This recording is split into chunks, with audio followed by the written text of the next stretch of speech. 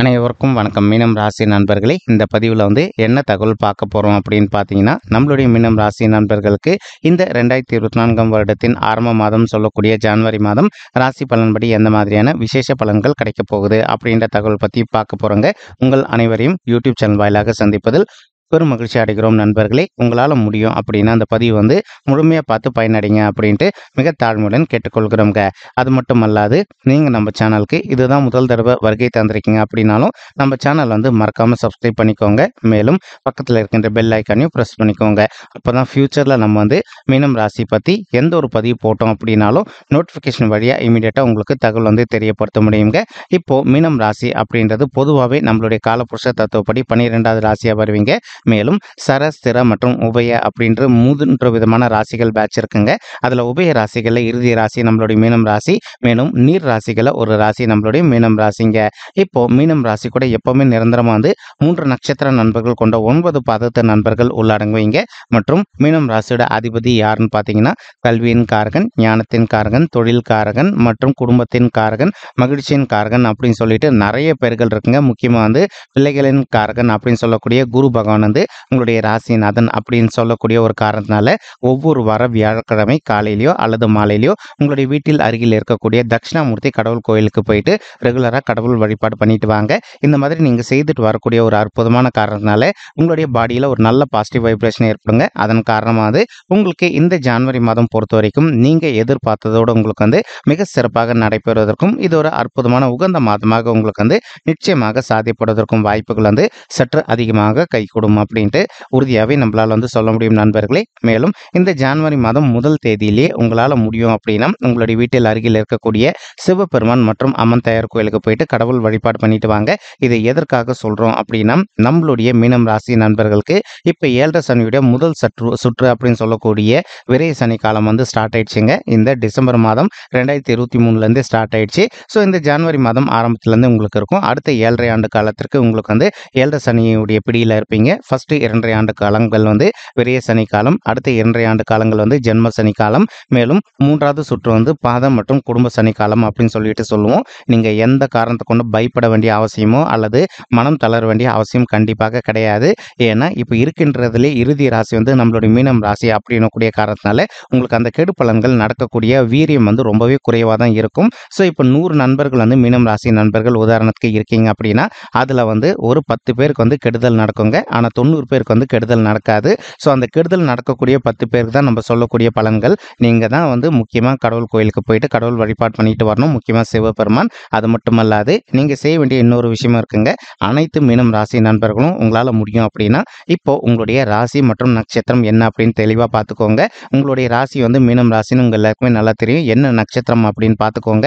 மேலும் நட்சத்திரம் பார்த்துட்டு இப்போ உங்களுக்கு என்ன தசா புக்தி நடக்குது அப்படின்றது ரொம்பவே முக்கியமாக நீங்கள் பார்க்க வேண்டிய ஒரு விஷயங்க.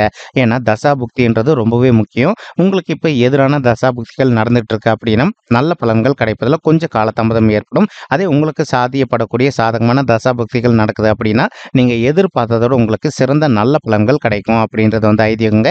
ஸோ உங்களுக்கு பர்சனல் பட்ஜெட்ல எந்தெந்த கிரகங்கள் எந்தெந்த இடத்துல அமர்ந்திருக்காங்க அப்படின்றதும் ரொம்பவே முக்கியங்க. சரிங்களா? இது எல்லாமே நீங்க வெரிஃபை பண்ணிடணும். அப்படி நீங்க வெரிஃபை பண்ணிட்டீங்க அப்படின்னா இந்த ஜனவரி மாதம் நீங்க எதிர்பார்த்ததோடு உங்களுக்கு சிறப்பாக நடக்கும். மேலும் நீங்க எந்த காரணத்தை கொண்டு 7 சனி நினைச்சு பயப்பட வேண்டிய அவசியம் கண்டிப்பாக கிடையாது. ஓகேங்களா?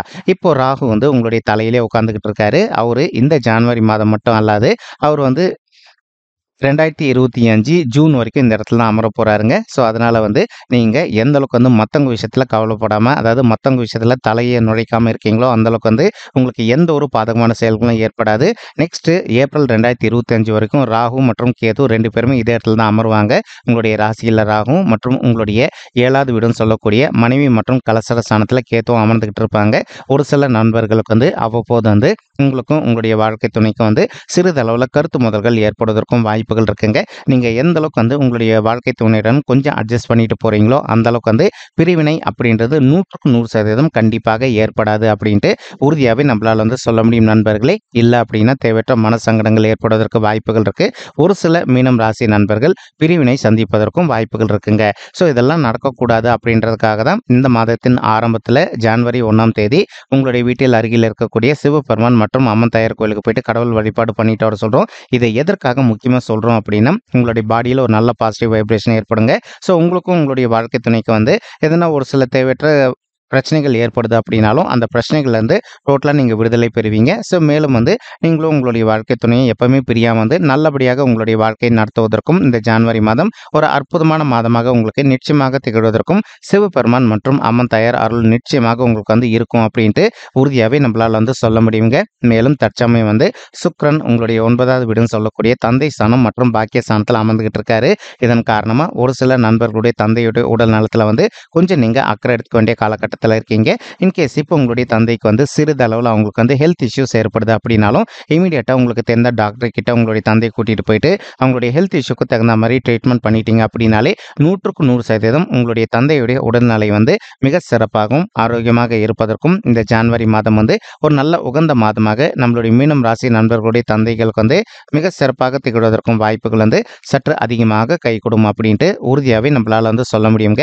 மேலும் ஒரு சில நண்பர்களுக்கு உங்களுடைய தந்தை வழி சைடு சொந்தங்களுக்கும் உங்களுக்கு வந்து அவ்வப்போது சிறிதளவில் கருத்து மோதல்கள் ஏற்படுவதற்கும் வாய்ப்புகள் இருக்குங்க. நீங்கள் எந்த அளவுக்கு கொஞ்சம் மனதை அமைதிப்படுத்திக்கிட்டு கொஞ்சம் சைலண்ட்டாக பொறுத்து விட்டு கொடுத்து போகிறீங்களோ அந்தளவுக்கு வந்து உங்களுக்கும் உங்களுடைய தந்தை வழி சைடு சொந்தங்களுக்கும் எந்த ஒரு பெரிய லெவல் கருத்து மோதல்களும் ஏற்படாமல் இருப்பதற்கும் இந்த ஜனவரி மாதம் வந்து ஒரு நல்ல சிறந்த மாதமாக நம்மளுடைய மீனம் ராசி நண்பர்களுக்கு நிச்சயமாக சாதிப்படுவதற்கும் வாய்ப்புகள் வந்து சற்று அதிகமாக கைகூடும் அப்படின்ட்டு உறுதியாகவே நம்மளால் வந்து சொல்ல முடியும் நண்பர்களே. மேலும் செவ்வாய் வந்து உங்களுடைய 10வது வீடுன்னு சொல்லக்கூடிய தொழில் மற்றும் கர்மஸ்தானத்தில் அமர்ந்துகிட்டு இருக்காருங்க. ஸோ 10ல் ஒரு பாவியாவது இருக்க வேண்டும் அப்படின்றது ஐதீகங்க. உதாரணத்துக்கு 3, 6, 10 அல்லது 11 ஆகிய உபஜய ஸ்தானங்கள் அப்படின்னு சொல்லக்கூடிய மறைவு ஸ்தானங்களில் எந்த ஒரு பாவ கிரகம் அமர்ந்தாங்க அப்படின்னாலும் நமக்கு கெடு பலன்களுக்கு பதிலாக வந்து நல்ல பலன்கள் கிடைக்கும் அப்படின்றது ஐதீகம். அதற்கு பொருந்தக்கூடிய வண்ணமாக வந்து இப்போ செவ்வாய் வந்து உங்களுடைய 10வது வீடுன்னு சொல்லக்கூடிய தொழில் மற்றும் கர்மஸ்தானத்தில் அமர்ந்திருக்கக்கூடிய ஒரு அற்புதமான காரணத்தினால ஒரு சில நண்பர்கள் வந்து இன்கேஸ் இப்போ நீங்கள் தற்சமயம் வந்து ஒரு ஆஃபீஸில் ஒர்க் பண்ணிட்டு இருப்பீங்க. நீங்கள் நீண்ட காலமாக வந்து ஒரு பதவி உயர்வுக்காக அல்லது ஊதிய உயர்வுக்காக எதிர்பார்த்துக்கிட்டு இருப்பீங்க. அல்லது ஒரு சில நண்பர்கள் வந்து நீங்கள் ஜாப் வந்து சுவிட்ச் ஓவர் பண்ணணும் அப்படின்னு நினச்சிக்கிட்டு இருப்பீங்க.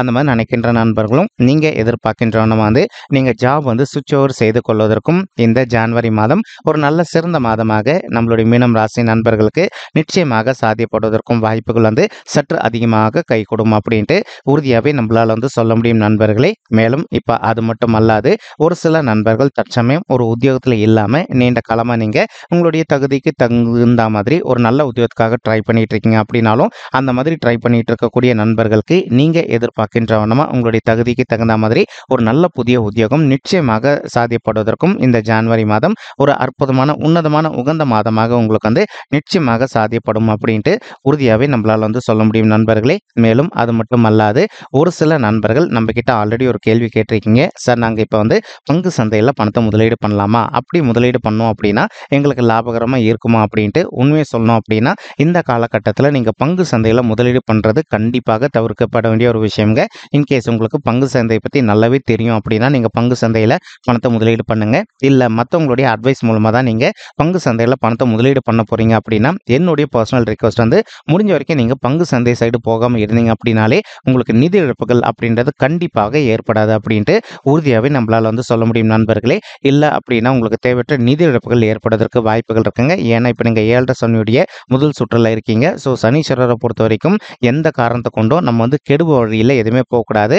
ஸோ இந்த ஷேர் மார்க்கெட் அப்படின்றது வந்து இது ஒரு டைப் ஆஃப் சூதாட்ட களம் அப்படின்னு சொல்லிட்டு உங்கள் எல்லாருக்குமே நல்லா தெரியும். அதனால் முடிஞ்ச வரைக்கும் வந்து நீங்கள் எந்த அளவுக்கு வந்து பங்கு சந்தை சைடு போகாமல் இருக்கீங்களோ அந்தளவுக்கு வந்து உங்களுக்கு நிதி இழப்புகள் எதுவுமே ஏற்படாமல் இருப்பதற்கும் இந்த ஜனவரி மாதம் ஒரு நல்ல சிறந்த மாதமாக உங்களுக்கு வந்து நிச்சயமாக சாத்தியப்படுவதற்கும் வாய்ப்புகள் வந்து சற்று அதிகமாக ஏற்படும் அப்படின்ட்டு உறுதியாகவே நம்மளால் வந்து சொல்ல முடியும் நண்பர்களே.